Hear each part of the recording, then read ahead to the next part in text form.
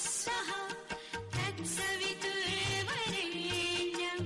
भर्गो देवस्य धीमहि धियो यो नः प्रचोदयात्। आज का विषय है हार्मोन नियंत्रित और परिष्कृत किए जा सकते हैं। आइए इसे विस्तार से समझते हैं। मोटे तौर पर यह समझा जाता है कि आहार से रक्त बनता है और रक्त की शक्ति से शरीर में गर्मी तथा शक्ति बनी रहती है, पर बारीकी से देखने पर विदित होता है कि आहार को रक्त में परिणत करने वाली एक प्रणाली और भी है, और वही अपेक्षाकृत महत्वपूर्ण भी है।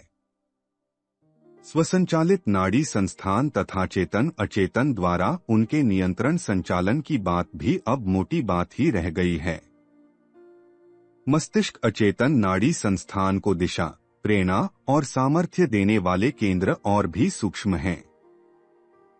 उनके निरीक्षण से पता चला है कि शक्ति और अशक्ति के मूल आधार और भी अधिक गहराई में छिपे हुए हैं, और वे पिछले दिनों प्रायः अविज्ञात ही बने रहे हैं। घी दूध जैसे मोटा बनाने वाले पदार्थों से वंचित व्यक्ति भी जब मोटे होते चले जाते हैं, और चिकनाई तथा पौष्टिक आहार में डूबे रहने वाले भी जब दुबले पतले रहते हैं, तो आहार का स्वास्थ्य पर पड़ने वाला प्रभाव गलत सिद्ध होता है। इसी प्रकार शरीर में चुस्ती, थकान, सर्दी गर्मी का बाहुल्य, कद का बहुत छोटा या बहुत बड़ा होना, मंद और तीव्र बुद्धि, हिम्मत और भीरुता, सौंदर्य और कुरूपता जैसी बातें जब स्वास्थ्य के सामान्य नियमों का उल्लंघन करते हुए घटने या बढ़ने लगती हैं, तब भी आश्चर्य होता है कि समुचित सावधानी बरतने पर भी यह अकस्मात ही क्या और क्यों होने लगता है। यह आधार वे ग्रंथियां हैं जो हार्मोन नामक रसों को प्रवाहित करती रहती हैं, और वे रस रक्त में मिलकर संजीवनी का काम करते हैं। इन रसों के उत्पादन या प्रवाह में तनिक भी व्यतिक्रम या अवरोध उत्पन्न हो जाए तो शरीर का ही नहीं, मन का भी सारा ढांचा लड़खड़ाने लगता है। गले के पास थायराइड नामक एक ग्रंथि है। इससे थायरॉक्सिन नामक हार्मोन रस निकलता और रक्त में सम्मिलित होता रहता है। यदि इसकी कमी हो जाए तो पाचन क्रिया बिगड़ जाती है, मस्तिष्क कुंद हो जाता है, त्वचा और केशों में रुक्षता छाई रहती है, ओठ और पलक लटक जाते हैं, शरीर थुलथुल हो जाता है, उंगली गाड़ने से गड्ढा बनने लगता है, थकान छाई रहती है, ठंड अधिक सताती है। यदि यह ग्रंथि बढ़ जाए तो गला मोटा होने लगता है, घेंघा की शिकायत खड़ी हो जाती है। आहार विहार सब कुछ ठीक रहने पर भी यह ग्रंथि सूखने या बढ़ने लग सकती है।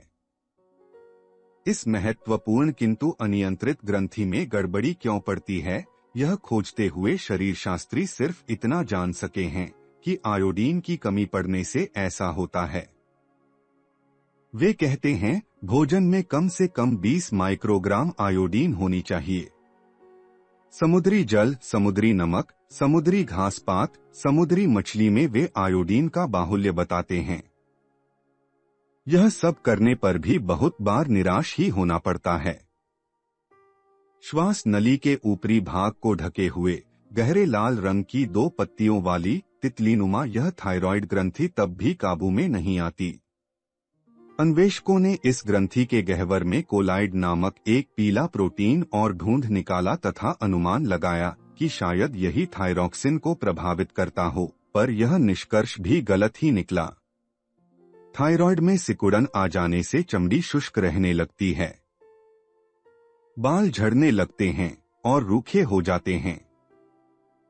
उनकी चिकनाई और मुलायमी नष्ट होती जाती है। उभरी हुई आंखें, लटके हुए ओठ, याददाश्त की कमजोरी, मोटी चमड़ी, मांस में उंगली दबाने से गड्ढा जैसा बन जाना जैसी विकृतियां उत्पन्न होती हैं। शरीर में बेहद थकान, मस्तिष्क में जड़ता, याददाश्त घटना, उदासी, किसी भी काम में मन न लगना जैसी शिकायतें अकारण ही पैदा होने लगें, तो उसका कारण थायराइड से प्रवाहित होने वाले हार्मोन थायरॉक्सिन की कमी पड़ना समझना चाहिए। इस कमी के कारण शरीर में ऑक्सीजन सोखने की शक्ति घट जाती है। स्वच्छ हवा मिलने पर भी वह उसका लाभ नहीं उठा पाता। ऑक्सीजन की कमी से उपर्युक्त उपद्रव खड़े होते और बढ़ते हैं। इस कमी को पूरा करने के लिए दूसरे प्राणियों की थायराइड का सत्व प्रवेश कराया गया। उसका तालमेल भी नहीं बैठा। कृत्रिम थायरॉक्सिन बनाने के लिए डॉक्टर E.C. कैंडाल और हैरिंगटन तथा बार्गर नामक अंग्रेज ने भारी प्रयत्न किया और कार्बन, हाइड्रोजन, ऑक्सीजन, नाइट्रोजन तथा आयोडीन के सम्मिश्रण से उसे बना भी लिया। देखने में समतुल्य होने पर भी वह उस कमी को पूरा न कर सका। आयोडीन नमक में मिलाकर खिलाने का भी प्रयोग बहुत चला, पर वह भी कुछ स्थायी प्रभाव न दिखा सका। अधिक मात्रा में ये हार्मोन निकलने लगे तो भी मुसीबत खड़ी होती है। इंजन तेज हो जाता है और बढ़ी हुई गर्मी हर अवयव की गति तेज कर देती है। धड़कन बढ़ जाती है, पसीना फूटता है, उत्तेजना रहती है, चिड़चिड़ापन बढ़ता है और रक्तचाप बढ़ा हुआ दिखाई देता है। गले की मोटाई बढ़ने लगती है। रेडियम एक्स किरणें, रेडियो सक्रिय आयोडीन आदि उपचारों का भी इन दिनों इस पर प्रयोग परीक्षण चल रहा है।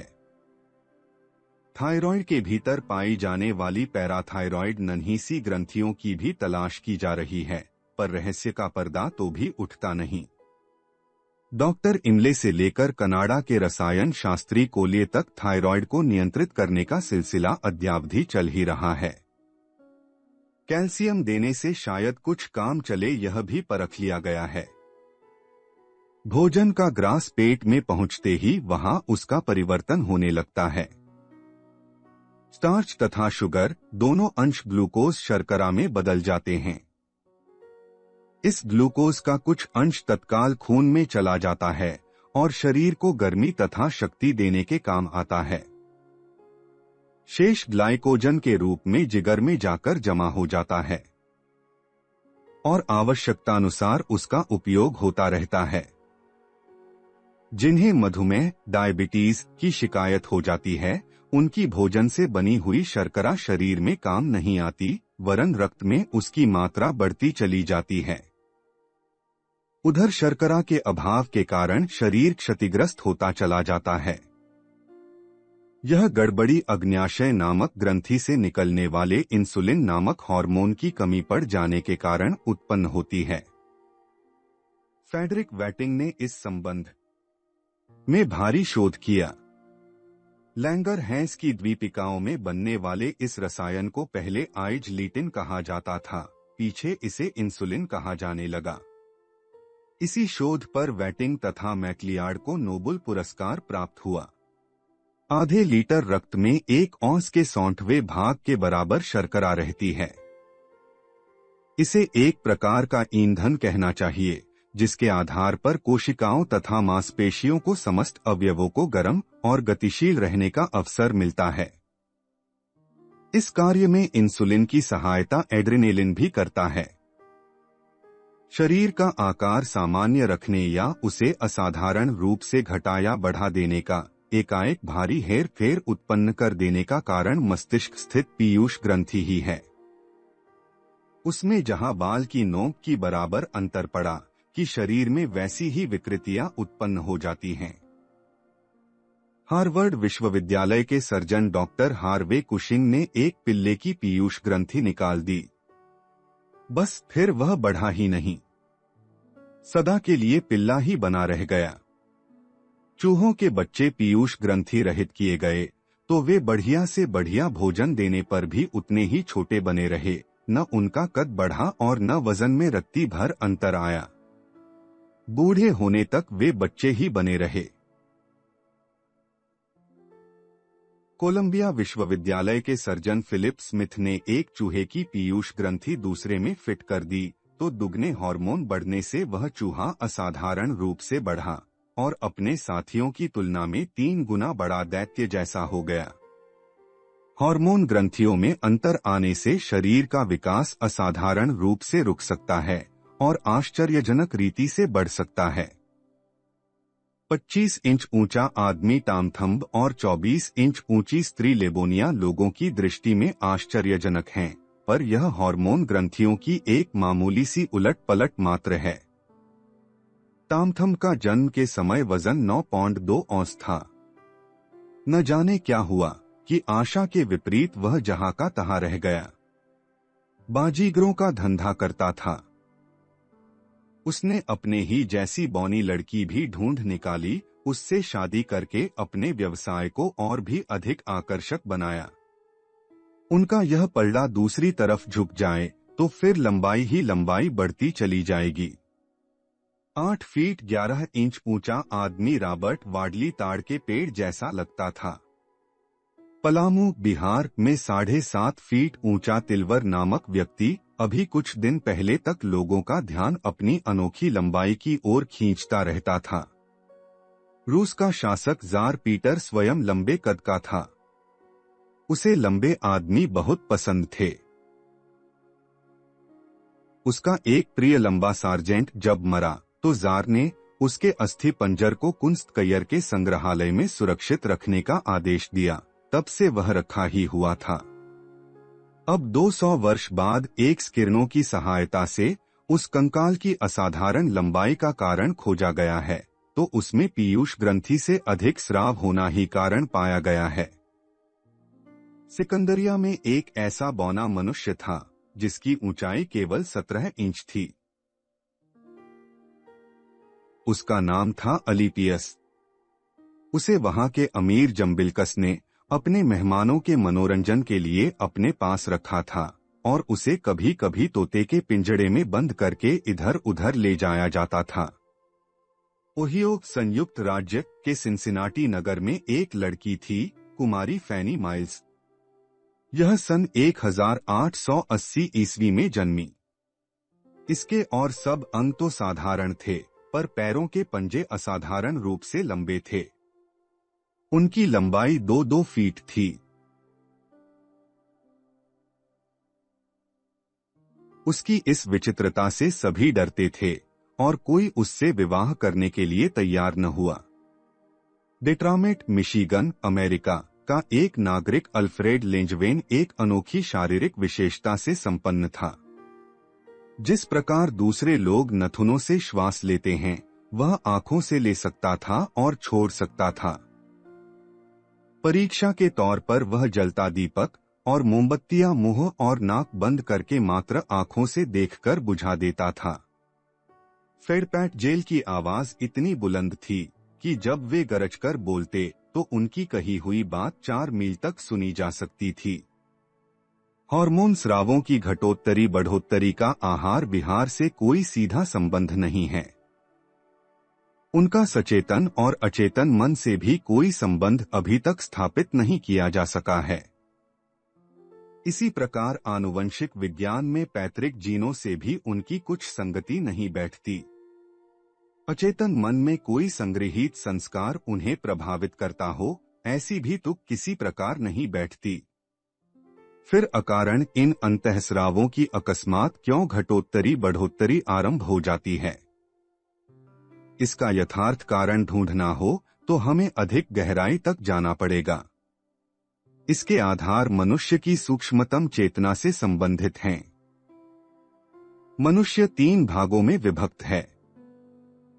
एक भाग वह जो भौतिक पदार्थों का, पंचतत्वों का बना है, जिसे स्थूल शरीर कहते हैं, जिस पर आहार विहार का प्रभाव पड़ता है और जिसका उपचार औषधियों अथवा उपकरणों से किया जाता है। दूसरा भाग वह जिसे मन, मस्तिष्क अथवा अचेतन कहते हैं। यह सूक्ष्म शरीर है। चिंतन एवं वातावरण का इस पर प्रभाव पड़ता है। तर्क, विवेक, विचार विनिमय, भावोत्तेजन जैसे उपायों से इसे विकसित किया जाता है। नशीले तथा दूसरे प्रकार के रसायन भी इसे प्रभावित करते हैं। आहार एवं अन्य क्रियाकलाप का भी इस पर असर पड़ता है। मनोविज्ञान, परामनोविज्ञान, मस्तिष्कीय विद्या आदि के माध्यम से इसे परिष्कृत संतुलित किया जाता है।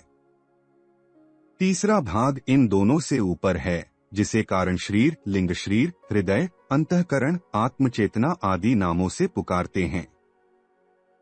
इसका सीधा संबंध मनुष्य की आस्था, श्रद्धा आकांक्षा, भावना एवं अहंता से है।